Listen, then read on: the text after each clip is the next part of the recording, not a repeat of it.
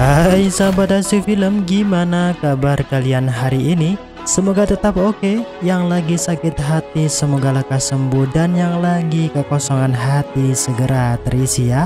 Agar hidup tetap enjoy, jangan lupa bersyukur dan tetap full senyum di sepanjang hari. Oke, pada episode kali ini Mimin akan ngebahas sebuah film seru yang mengisahkan perseteruan Wukong dengan para siluman di saat melakukan perjalanan menuju ujung etan. Akibat gurunya dimakan hidup-hidup, Wukong memporak-porandakan markas kerajaan siluman atas kemarahannya. Jadalah bagaimana kisah keseruan dan endingnya. Untuk itu tak usah berlama-lama, langsung saja siapin kopi udutnya dan sama-sama 1, 2, 3 semongko.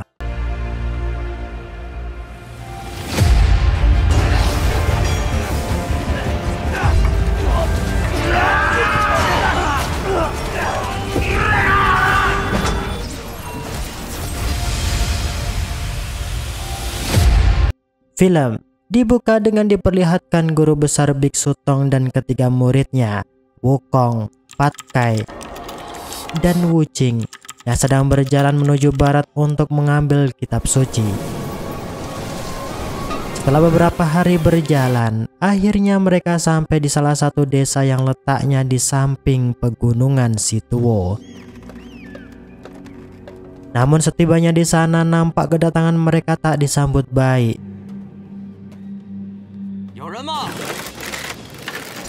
Yang hal itu membuat Wukong tersurut emosi atas segala tindakan orang-orang di desa tersebut.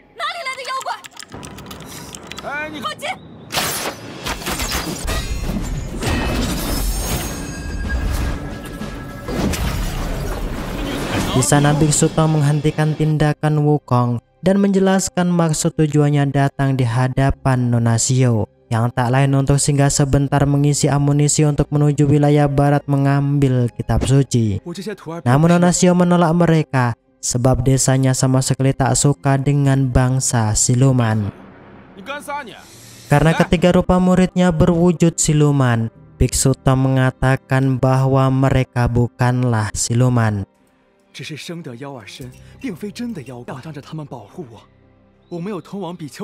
waktu yang hampir bersamaan, mereka dikejutkan auman siluman singa biru yang tiba-tiba muncul.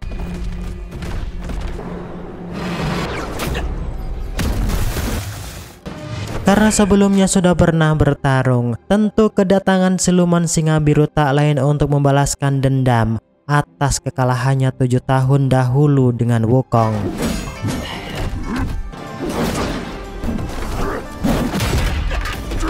Meski kemampuannya naik dengan drastis, namun ia bukanlah lawan imbang Wukong.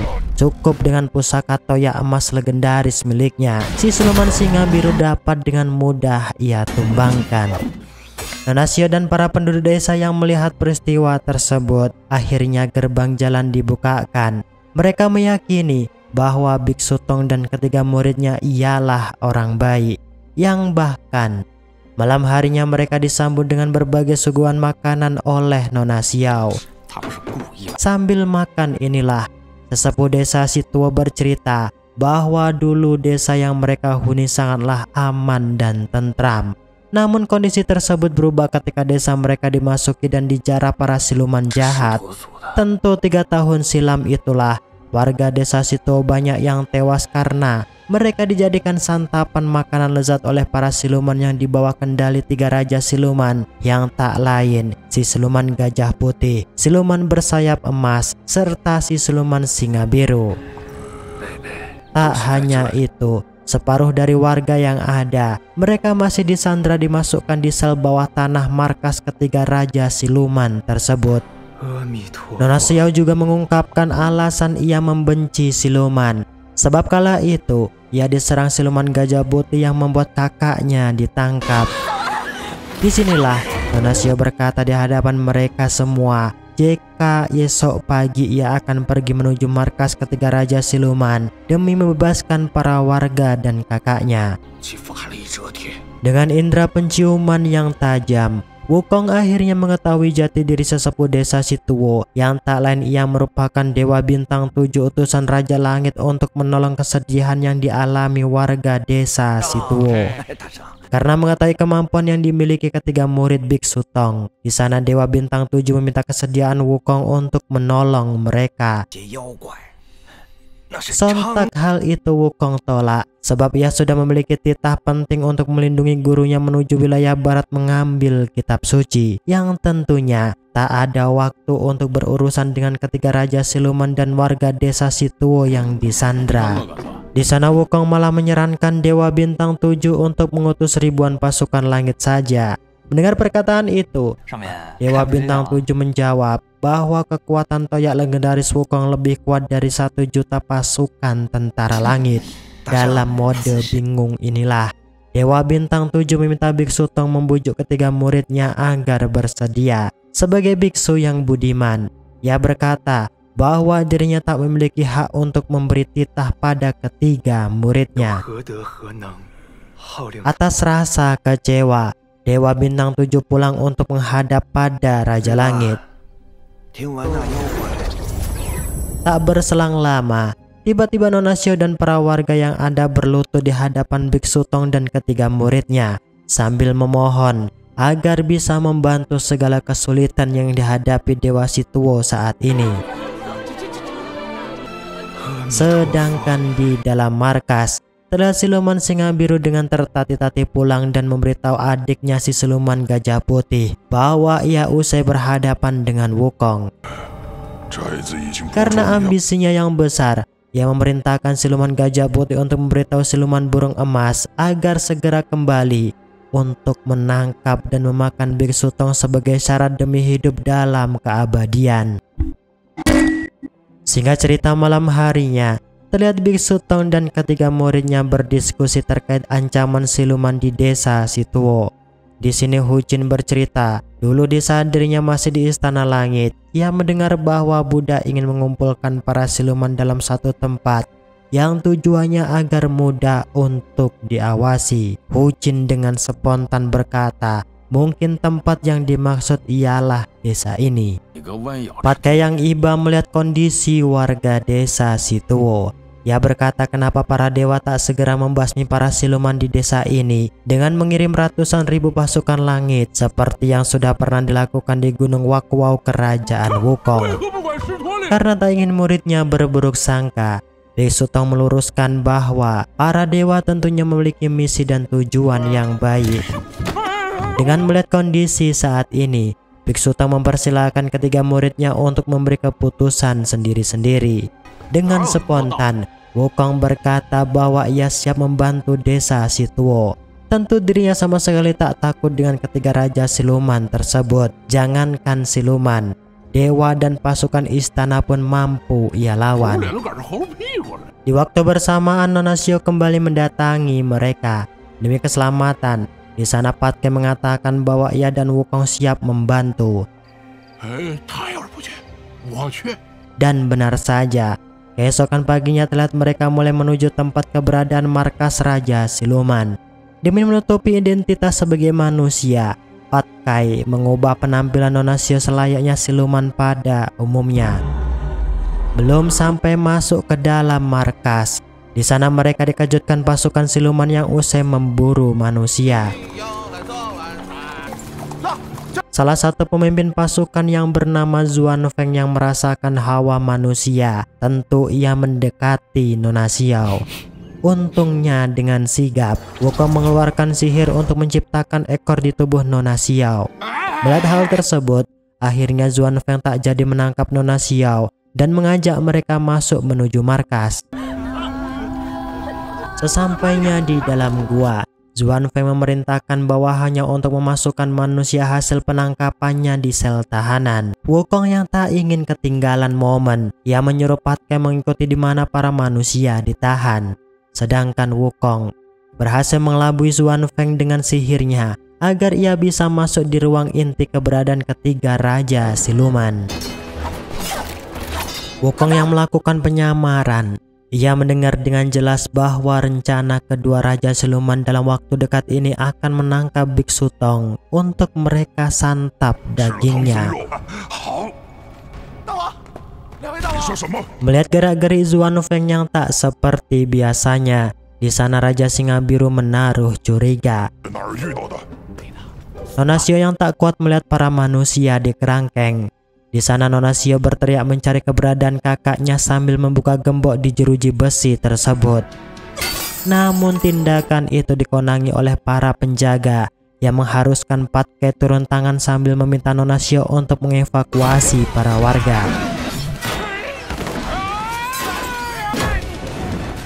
Karena tak mau banyak bersandiwara, akhirnya Wukong menampakkan wujudnya di hadapan kedua raja.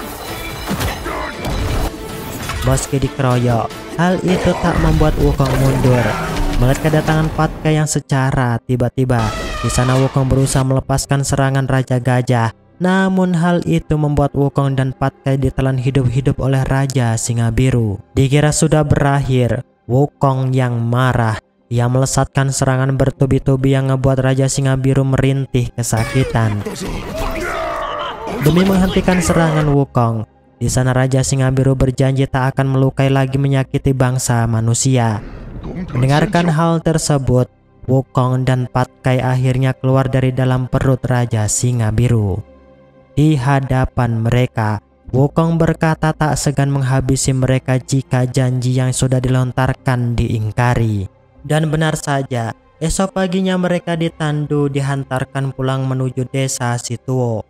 Di sana Nona Xiao bertanya di mana keberadaan kakaknya. Raja Singa menjawab bahwa dirinya dan pasukannya tak pernah menangkap kakak Nona Xiao. Nah, tanpa disadari inilah ternyata tindakan Wukong diperhatikan Raja Siluman Burung Emas.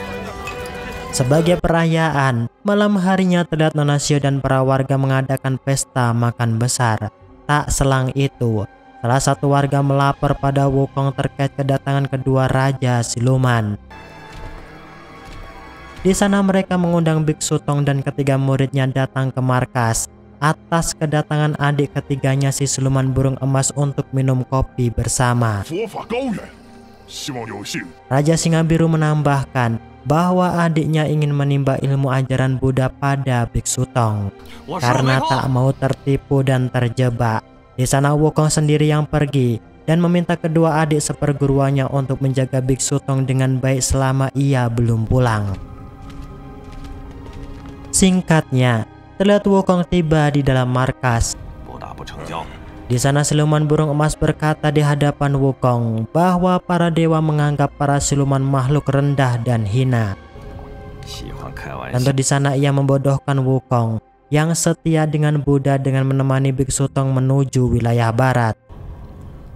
Tentu Wukong menjawab bahwa ia terpaksa melakukan hal tersebut akibat gelang segel emas yang telah menjeratnya. Di sisi lain, Wukong berkata terima kasih karena dengan segel ini menjadikan dirinya terkontrol tak menyasak segala aturan yang ada. Mendengar ungkapan tersebut, si Siluman Burung Emas berkata, itulah yang dinamakan kacung para dewa.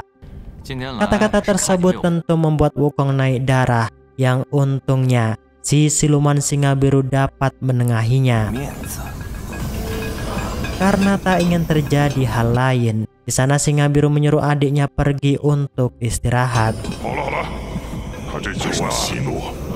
Namun siapa sangka, hal tersebut ternyata jebakan para Raja Siluman demi mengelabui Wukong agar mereka bisa menculik Biksu Tong dan memporak-porandakan desa Situo.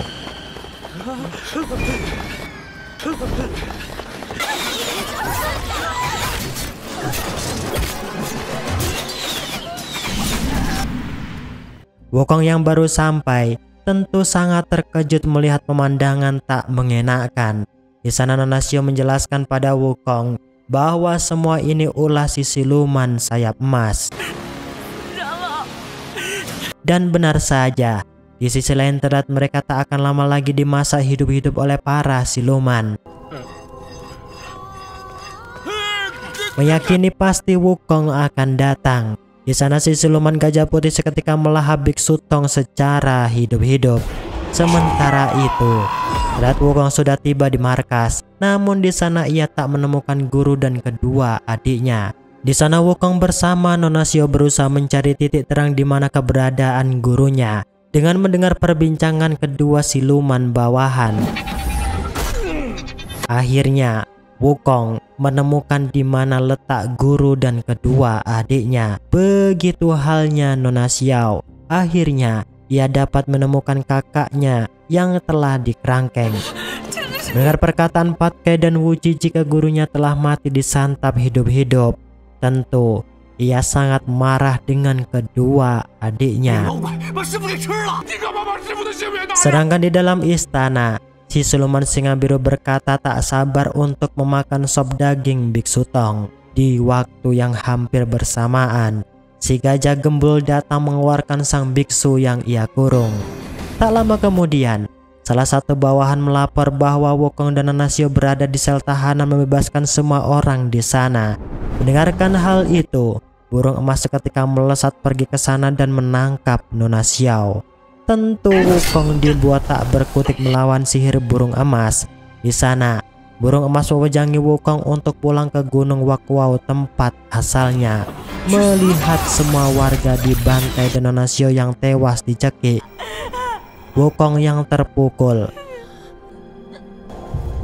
Ia terbang ke langit membawa tubuh Nona Xiao agar dapat dihidupkan kembali. Tak hanya itu, di sana Wukong juga memarahi Buddha yang membiarkan para siluman berkeliaran membunuh semua warga Situo yang bahkan memakan gurunya.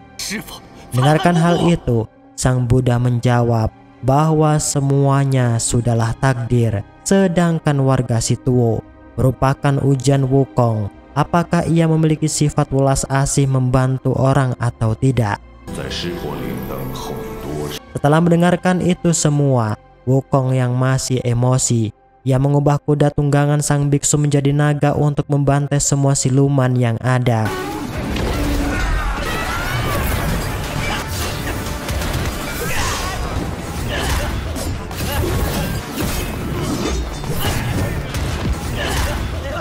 Karena tak ingin saudaranya kesusahan, terlihat Pat Kai dan Wu Jin datang membantu.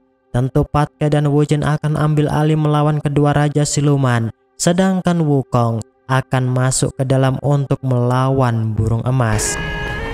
Di dalam, terlihat sang biksu berusaha memberi petunjuk agar burung emas dapat bertobat tak lagi membantai manusia. Tentu perkataan itu ditolak dengan argumen manusia juga telah banyak membantai maupun memakan hewan dengan sesukanya.